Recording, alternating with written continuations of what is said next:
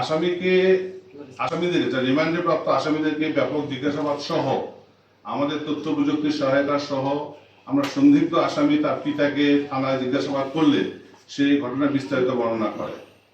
সে বলেছে যে তার মেয়ের সামাজিকভাবে অসামাজিক কাজে লিপ্ত ছিল, এই কারণে এলাকার লোকজন সহ তাকে ভৎসনা করতো প্রায়, এবং তাকে এলাকা ছেড়ে যাওয়ার জন্য এলাকাবাসী বলেছিল যে তোমার মেয়ে এলাকার অসামাজিক কার্যক্রমে লিপ্ত আছে।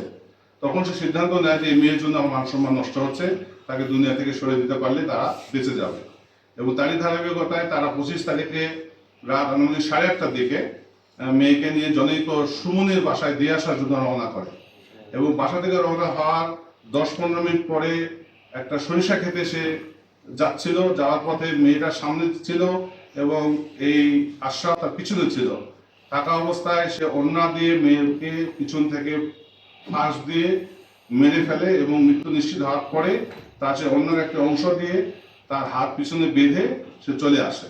এসে তার পরিবারকে জানায় যে এই ধরনের ঘটনা সে নুরা এবং অন্যান্যরা তার মেয়েকে অপহরণ করে নিয়ে গিয়েছে। এইভাবে তার হত্যাকাণ্ডের যে গল্পটা বলা হয়েছিল এটা তার বক্তব্যে আসে নাই। বলেছে যে আসামির সাথে সে তার প্রেমের সম্পর্ক ছিল ভিক্টিমের সাথে। আর এই মানে মারা যাওয়ার 15 দিন আগে থেকে সালিশ বলছো ধর্ষণের ঘটনা, ওইটা কি সত্যি?